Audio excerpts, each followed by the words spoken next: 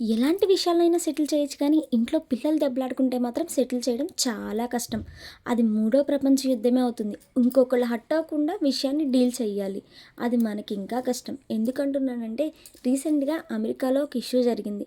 ఒక ఇంట్లో ఇద్దరు పేరెంట్స్ అండ్ ఇద్దరు బాబు నలుగురు ఉంటున్నారనమాట.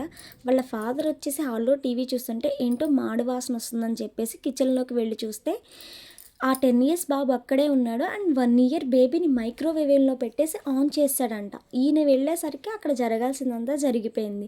ఇంక వెంటనే పోలీసులు వీళ్ళందరూ వచ్చి ఎంక్వైరీ జరిగితే, ఆ బాబు అందులో చెప్పిందేంటంటే, తను నా చెల్లి కాదు. ఒక డెవిల్, ఒక రాక్షసి అని చెప్తున్నాడంట. తప్పు కదూ! తను నీ చెల్లి కదా అండి.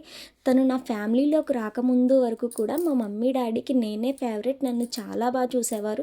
అండ్ నాదంతా కూడా తను లాగేసుకుంది. మా వీధిలో కూడా నన్నందరూ చాలా మాట్లాడేవారు. ఇప్పుడు తనే ఫేవరెట్ అయిపోయింది అందరికీ. తను డెవిలే, నాకు సిస్టర్ ఎట్లా అవుతుంది? తనొచ్చిన తర్వాత నా ఆనందాలన్నీ పోయినాయి అని చెప్పాడంట.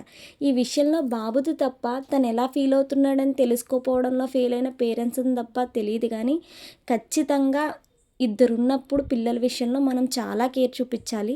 అండ్ ఎవరి మనసులో హర్ట్ అవ్వకుండా డీల్ చేయాలి.